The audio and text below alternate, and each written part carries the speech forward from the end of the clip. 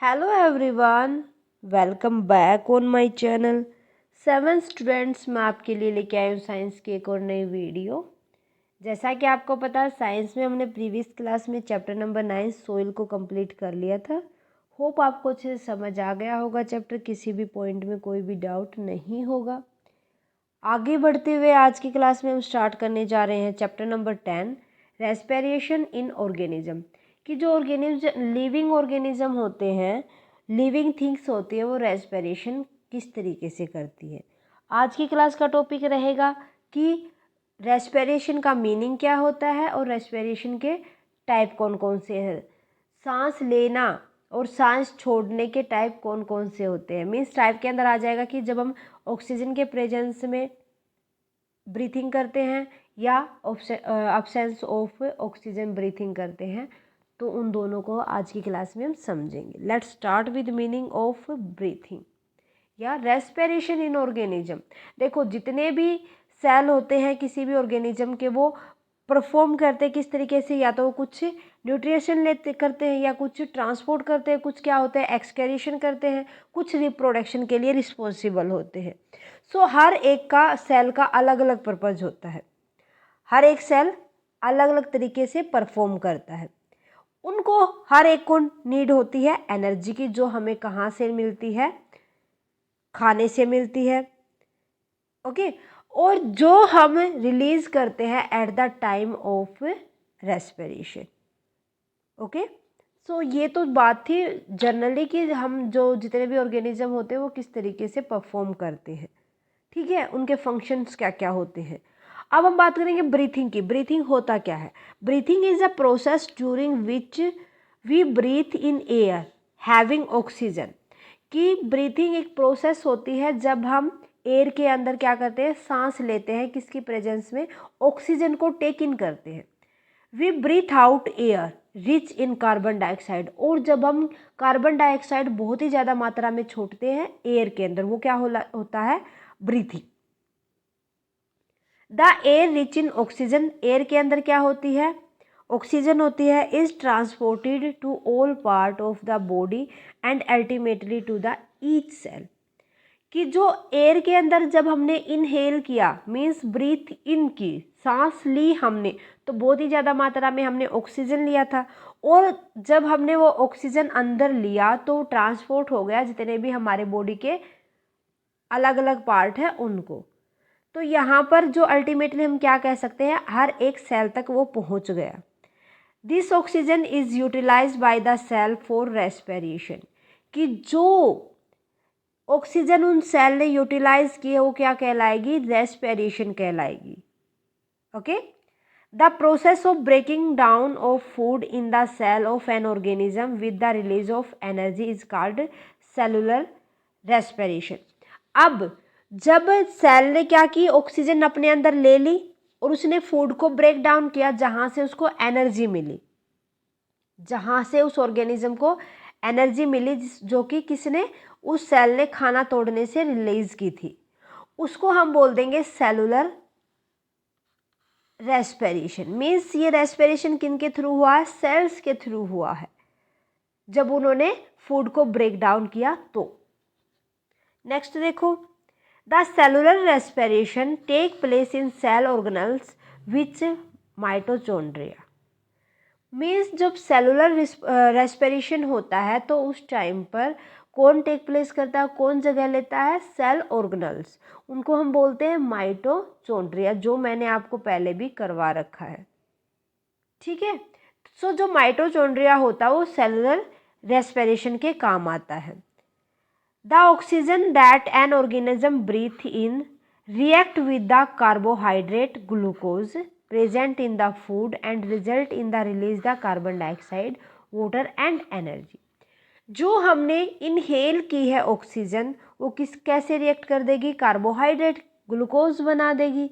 अब देखो किसके साथ रिएक्ट करेगी, ग्लूकोज प्लस में ऑक्सीजन, ये एनर्जी क्या कर देंगे, रिलीज कर देंगे, और क्या बना देंगे, कार्बन डाइऑक्साइड, वाटर, और ठीक है, क्या बना दिया इन्होंने, कार्बन डाइऑक्साइड और वाटर। C6H12O6 प्लस में 6O2 इज इक्वल टू 6 तो किसके होंगे, कार्बन डाइऑक्साइड के, प्लस में 6 होंगे water vapours, 6H2O। Got it. इस तरीके से हमें इक्वेशंस भी याद करनी है। उसके बाद हम बात करते हैं टाइप ऑफ रेस्पिरेशन। जो रेस्पिरेशन होता है वो हमारा 2 टाइप का होता है।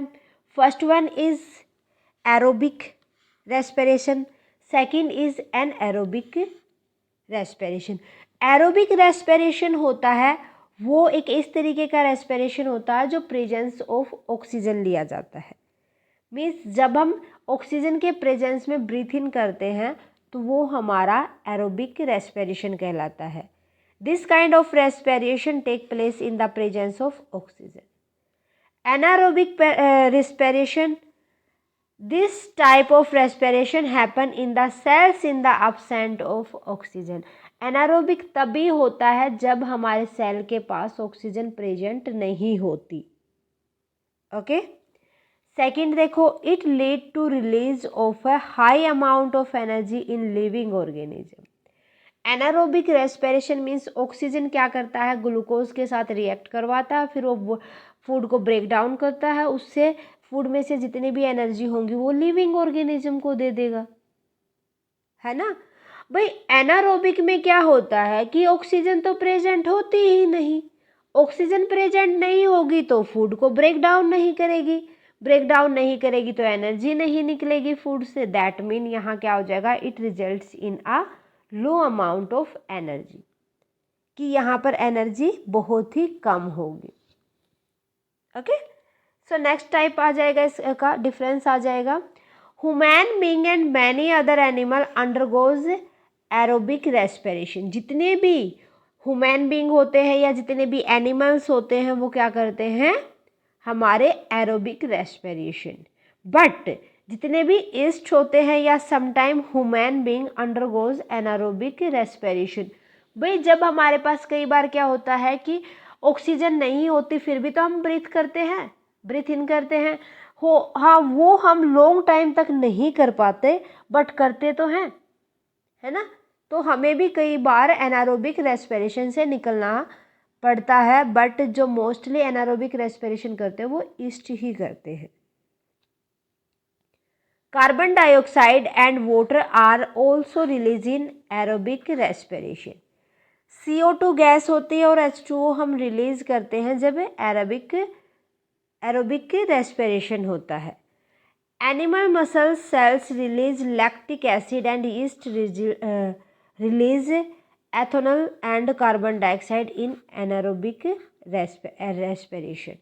मीन्स जितने भी हमारे एनिमल्स मसल सेल्स होते हैं वो लैक्टिक एसिड को रिलीज करते हैं और ईस्ट एथेनॉल को रिलीज करते हैं और कार्बन डाइऑक्साइड को वो रिलीज करते हैं इन एनारोबिक रेस्पिरेशन कंडीशन में। ओके। सो समझ आ गए दोनों टाइप आपको। देन उसके बाद देख लो एक बार, aerobic respiration in animals, glucose oxygen जो अभी बताया था C6H12O6 प्लस में 6O2। अब ये CO2 रिलीज कर देगा कितने, 6CO2 प्लस में 6H2O। एनारोबिक में देखो अब ग्लूकोज प्लस में क्या था, एथेनॉल। सो ये क्या करेगा, ओनली वाटर तो रिलीज नहीं करेगा, ओनली क्या करेगा, carbon dioxide.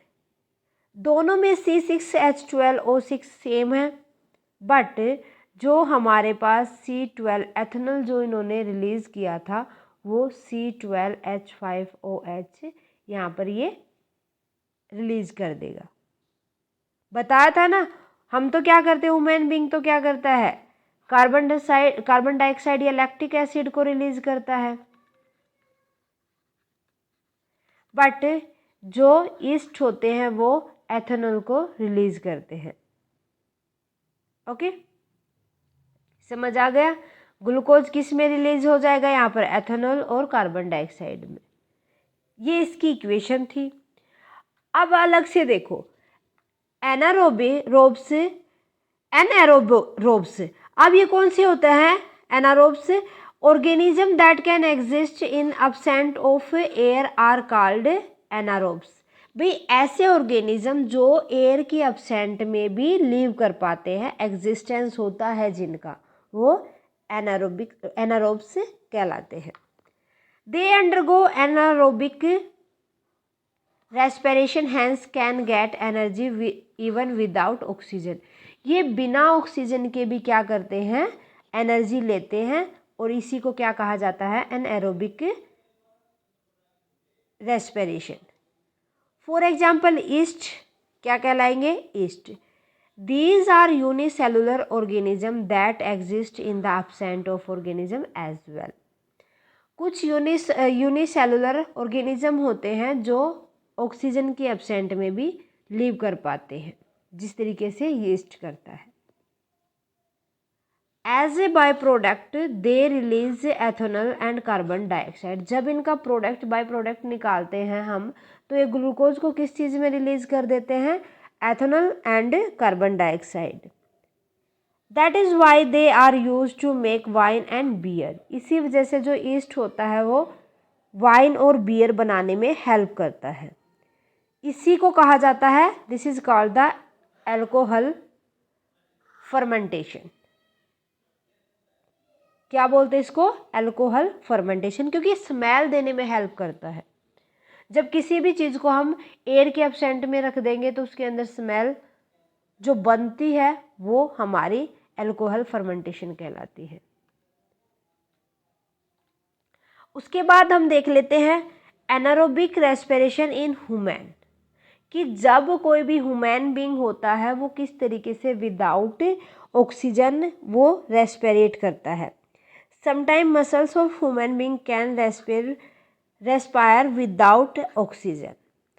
This generally happen when we undergo a heavy exercise such as running, weightlifting, cycling, walking for a longer duration.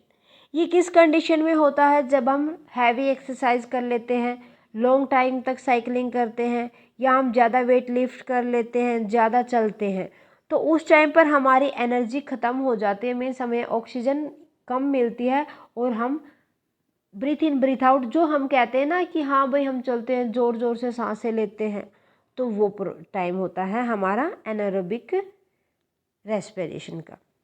In such situation the muscles require more energy. उस time पर क्या होती है, muscles को तो बहुत ज़्यादा energy की नीड होती है, and the supply of oxygen is not enough. लेकिन ऑक्सीजन उतनी सप्लाई उन तक नहीं हो पाती। Hence anaerobic respiration take place in the muscles. उस कंडीशन में क्या होता है कि ऑक्सीजन की कमी में ही हम रेस्पिरेट करते हैं। As a result of muscles also produce lactic acid along with energy. उस टाइम पर जो मसल्स होती है वो हमारी लैक्टिक एसिड को भी प्रोड्यूस करती है और एनर्जी को भी। ओके, समझ आ गया। सो आज के लिए मेरे ख्याल से काफ़ी है, बस इतना ही हम डिस्कस कर लेते हैं। एक बार आप अच्छे से गो थ्रो कर लो जितना मैंने करवाया है, वीडियो को पॉज करके देखो ताकि अच्छे से समझ आ जाए। सो स्टूडेंट, मिलते हैं नेक्स्ट क्लास में विद नेक्स्ट टॉपिक।